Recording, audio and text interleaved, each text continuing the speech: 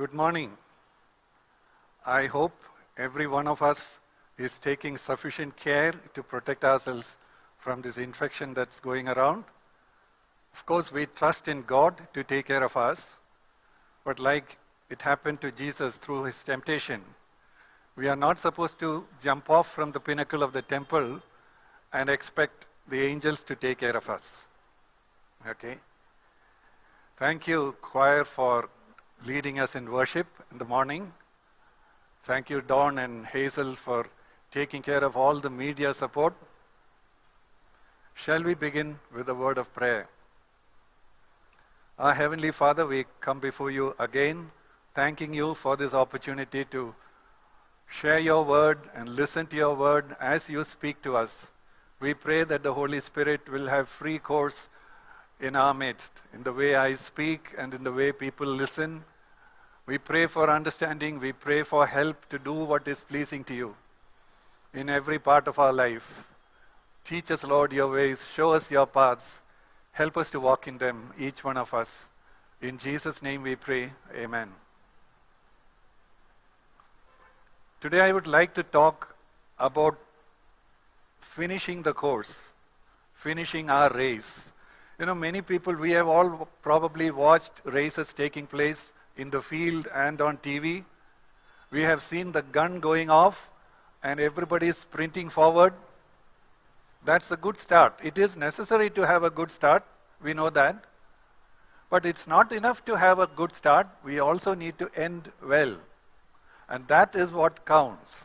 You know, many times it happens that people start well, but they are not able to complete because they fall down along the way, or many other things that can hinder them from reaching their goal at the end of the race. Now we are talking about our spiritual race in which we are all running towards the goal of partaking of God's own nature. This is what God has called us to. Jesus came to save us from our sins and to give us his nature. That's what we are running towards. But we have to make sure that just starting well is not enough. You know, some Christians argue like this. When anyone comes to God through faith in Jesus Christ, repenting from their sins, acknowledging themselves as sinners before God, God forgives us freely as an unmerited favor towards us. But then we need to understand this is a spiritual birth. Some people are saying that once a person is born again, how can he ever be unborn? That's a natural argument based on observing the natural birth. When we are born, we cannot be unborn. That's true. But here we are not talking about a natural birth. We are talking about a spiritual birth which depends not only on God's grace for us, also something else. Ephesians chapter 2, verse 8. By grace, you have been saved through faith. Not just grace, also faith. Now, grace is coming from God's side, unmerited favor towards us. How do we receive this free grace from God? By faith, through faith, by trusting God's salvation, trusting in God's favor towards us. That's how we receive this grace from God. But then what happens if sometime along the way, somewhere along the way, we lose our faith? And that is what we want to talk about. I want to talk today about a faith that endures. It should endure till the end, till we complete the race. Hebrews chapter 3, verse 1. Here, if you look at this verse, it is addressed to holy brethren, partakers of a heavenly calling. Who are these people he is addressing to? People who are born again, who have become children of God, who have a relationship with God. To them, he is addressing this book and especially this particular chapter. And let us now look at verse 12. Take care, brethren. It means brothers and sisters of Jesus Christ, children of God. Take care, brethren, that there not be in any one of you an evil, unbelieving heart that falls away from the living God. Now, think of who can fall away from God. Only somebody who is already with God, he can fall away from God. Now, look at all the unbelievers who are far away from God. They are not falling away from God, they are already there. So here, this warning is for holy brethren, brothers and sisters, who have been born again by the grace of God. Take care lest any one of us falls away from the living God.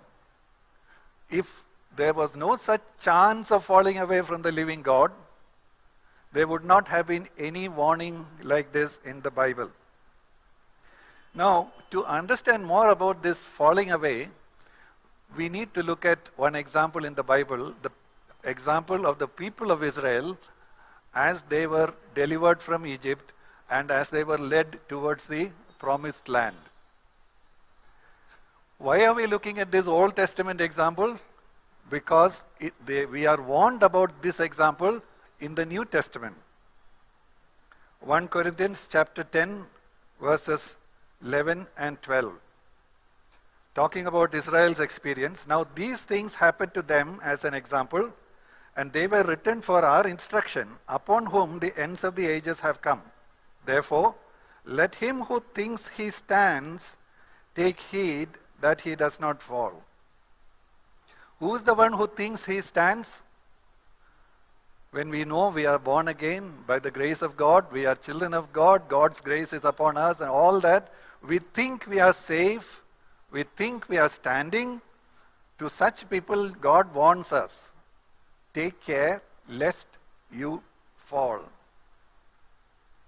So therefore, let us look at this example. In 1 Corinthians chapter 10, Paul talks about various things that the people of Israel went through. Let's briefly look at them.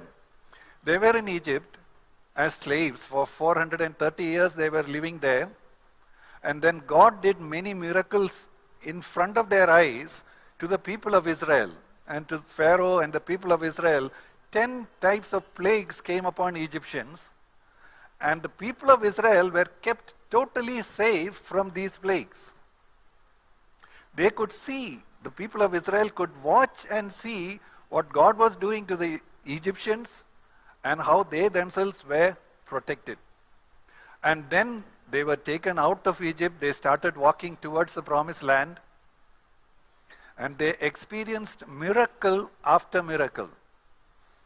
One of the big things we know about that is how they were led through the Red Sea, waters parting their ways, and they were walking through dry land across the sea to the other side, and Pharaoh and his army came that same way, and they were drowned by this water.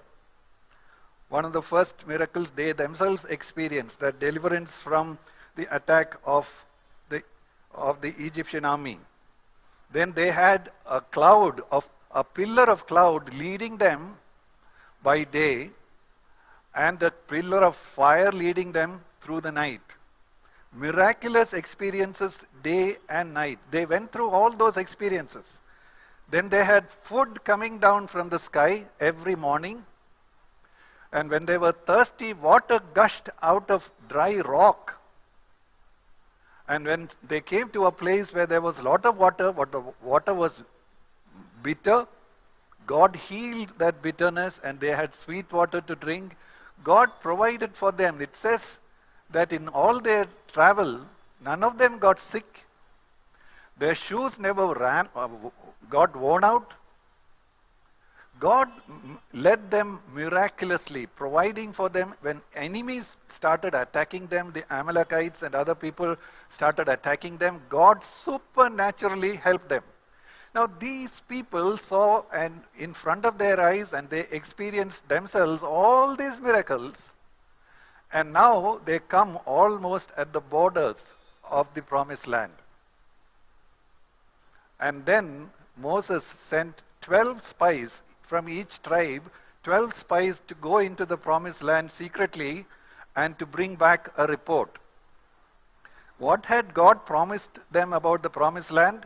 God said, I am going to give you a land flowing with milk and honey. So these spies went out to see what kind of land is this and what kind of people live there and all that. Now, they came back. If you look at Numbers chapter 13, we see what all happened. They came back with a report. 2 people had a pole between their shoulders, carrying one bunch of big-sized grapes. So big that it needed 2 people to carry that kind of a bunch of grapes.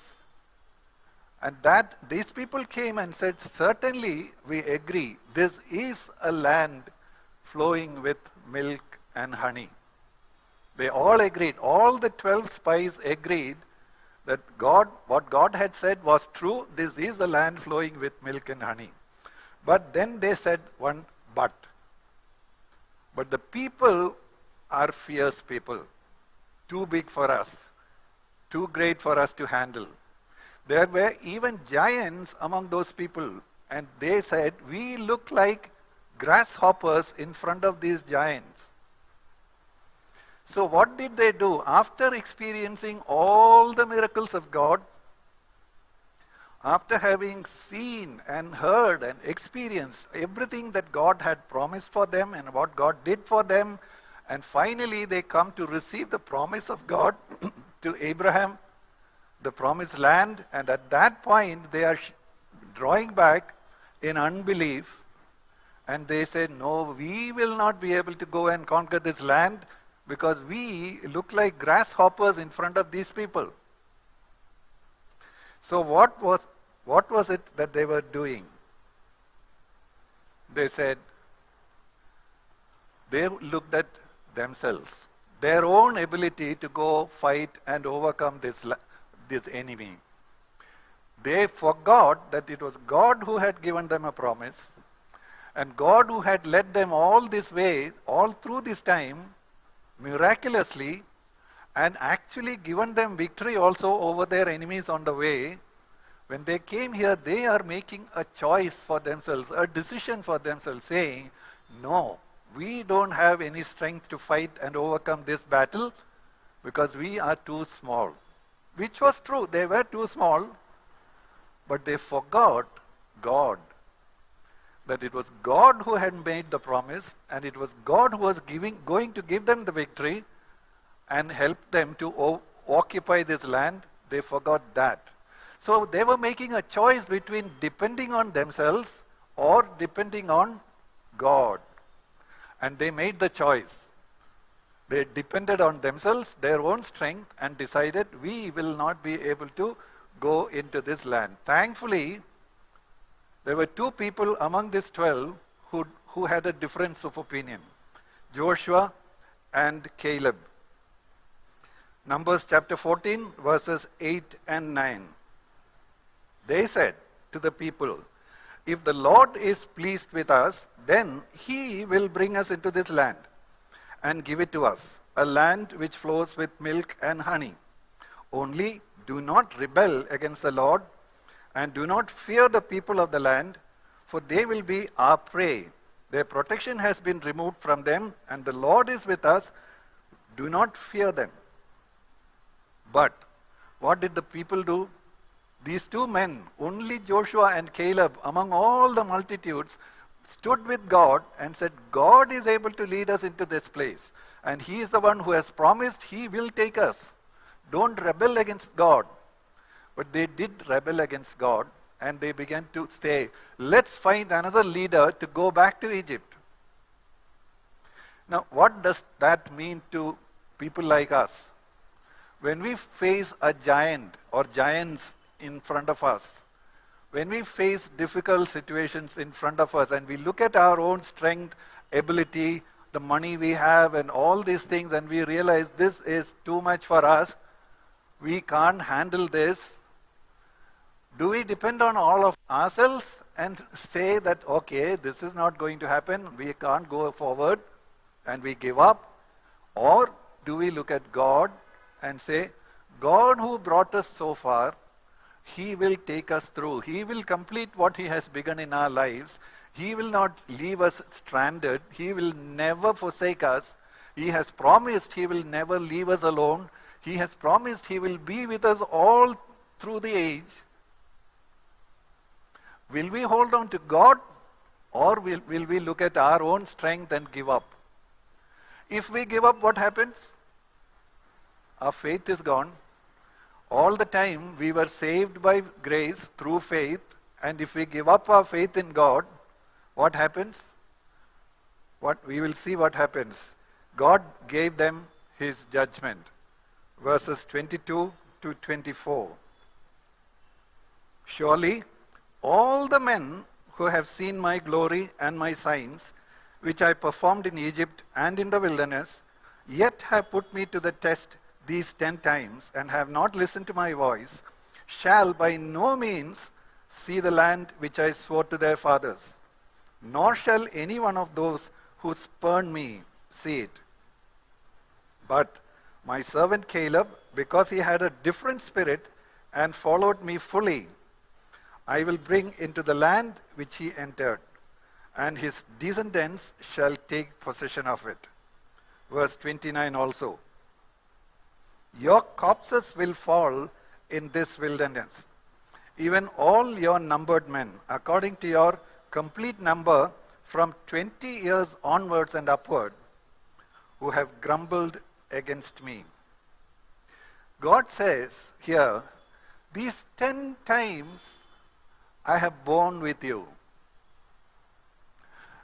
Every time they faced a difficulty during their travel, what did they do? Grumbled, complained, questioned, and said, we should be back in Egypt. Their life was much better.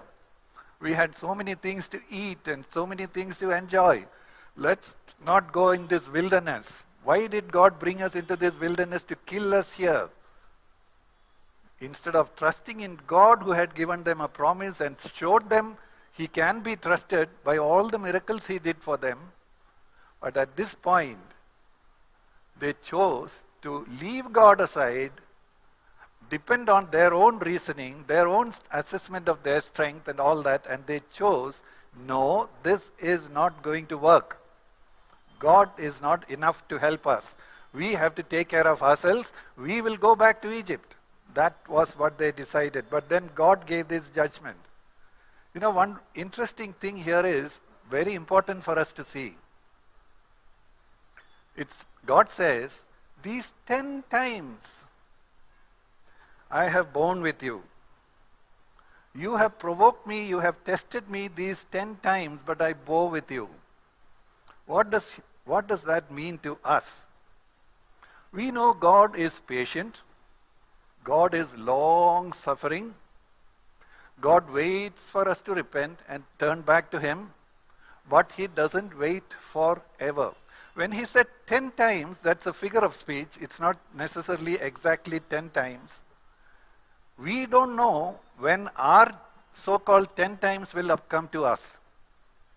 If we think God has not done anything to us so far, God has protected us, God has not been hard with us, so nothing will happen, and we continue to rebel against God, grumble against God, disobey God, a time can come when God says, this is enough.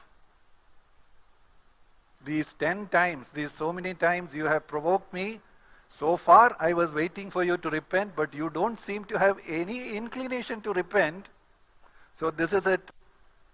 Now none of you, 20 years upwards, none of you will be able to enter my promised land except Joshua and Caleb. And that's what happened. Then they went round and round and round in the wilderness till all these 20 years and upwards died, except Joshua and Caleb.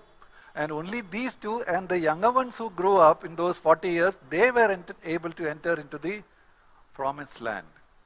This is a scary thing to tell us we should not take the patience of God for granted. If we seem to have got away with something in our life, we should not imagine that we can continue to get away with it for the rest of our life. At some point in time, God is going to say, this is it. Now I'm not going to take you further into the promised land. It is so serious. That is why the Bible tells us, work out your salvation with what? Jumping and dancing? No. Fear and trembling. Fear and trembling means what?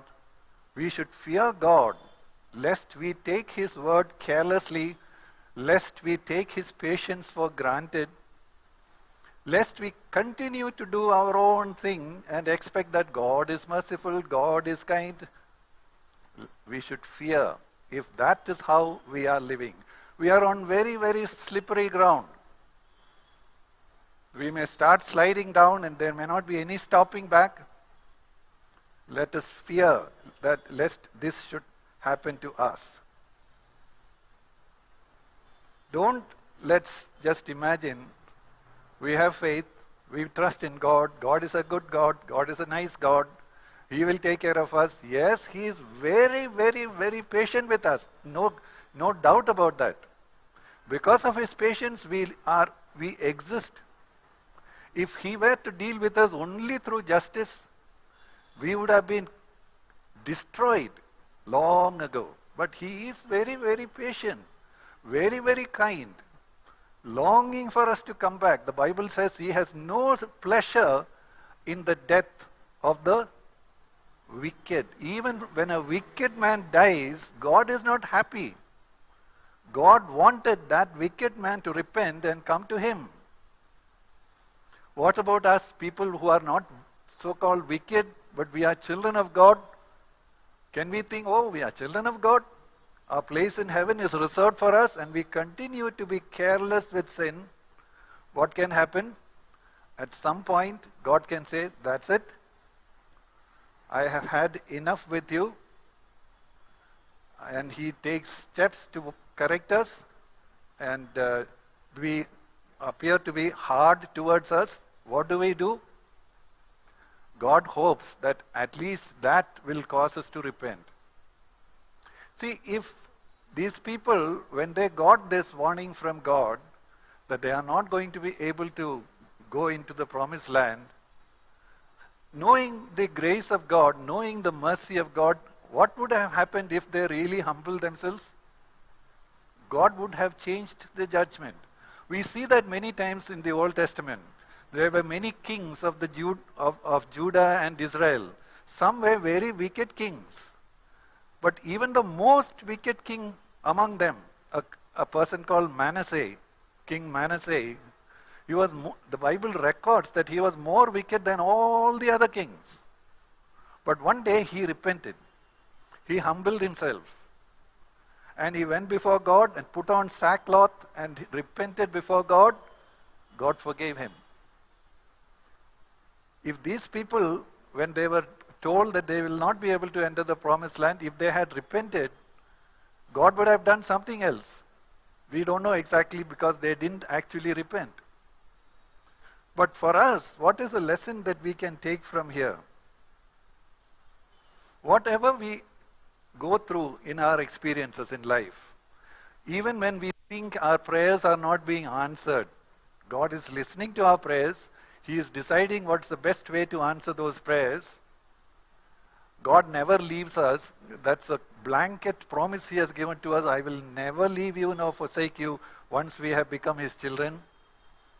He will take care of us. He will provide all things that are necessary for our life. He will do all these things for us. But then, it is for us to continue to trust in God, even when we can't sense His presence, even when we can't see answers to the prayers that we have prayed. If we can continue to trust in God, that this God who started a work in me, He is able to complete it. He will complete it if I hold on to Him in faith. But if I, at any point in time, any of us at any point in time decide, enough, I can't trust this God anymore. Look at what He has done for me. Look at what He has not done to me, for me. And we give up this faith in God, what happens to us? We are going to be the losers. We are going to be the losers. That is why the Bible warns us. Holy brethren, partakers of the divine calling, be careful lest in any one of you be an evil heart of unbelief that makes you fall away from the living God. God is long-suffering. God says that He will never leave us. If at all we fall away, it is because of our misunderstanding of God. It is because of our wrong understanding of God. Read the Bible. Get to know God. Experience God in practical life, day by day, moment by moment, walking with God. Then we will know. Even if it comes, one of the best examples of faith I am challenged by is the faith of Shadrach, Meshach, and Abednego. You know the story. They were in front of this fiery furnace. The king Nebuchadnezzar had made a statue, and he told them, if you bow down to this statue, you can go free. But if you refuse to bow down to this statue, you are going to be thrown into this fiery furnace. So what did these three people say, Shadrach, Meshach, and Abednego? They said, yes, our God is able to save us from this furnace. We are sure about that. But what we are not sure about is whether He will actually do it. Whether He will deliver us from this fire or we are going to die in this fire, that we don't know. God has not revealed His will for us in that sense.